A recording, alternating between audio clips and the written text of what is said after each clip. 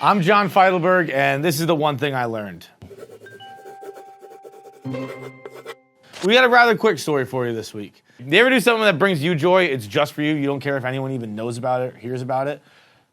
I don't know, something like masturbating or farting in the shower. Well, what I would do, my roommate and I would come home from the bars and we'd order hookers. And we wouldn't fuck them. We wouldn't hook up with them at all. We would just watch The Sopranos with them. It's funny. It still brings me great joy. It's a funny thing to do. We went on Backpage.com. For the kids who don't know what that is, it's like a more dangerous version of going down a dark alley to find someone to fuck. It is a terrifying website that is no longer allowed on the internet. But you just log on, you find some ladies who are lying about what they looked like, and order them to come over. And we wouldn't tell them beforehand. It was like a nice surprise. It was a surprise party. It's like, surprise, you get a little break tonight. You don't have to fuck anybody. Sit down on the couch. They would look like someone who was like, is this either the most normal thing I'm about to do in my career, or is this about to be the most fucked up thing I've ever done in my career?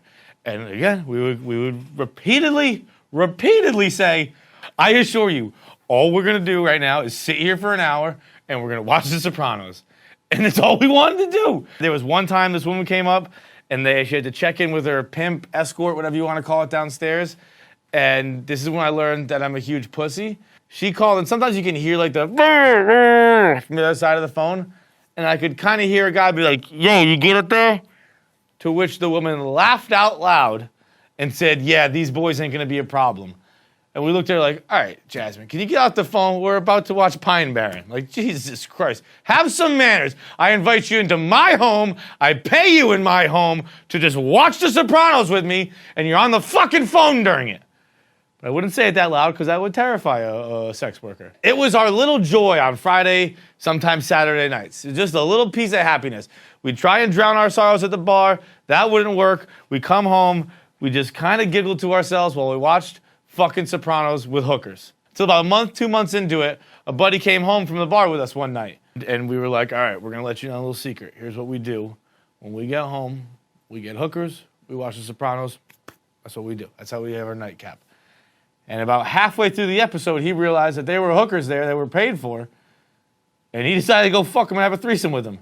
And it just ruined something beautiful. He took something so pure as watching Sopranos with ladies of the night, and he ruined it by sticking his dick in them. He came into my Christmas morning and stomped all over the presents like Godzilla and fucked the hookers, and it ruined everything.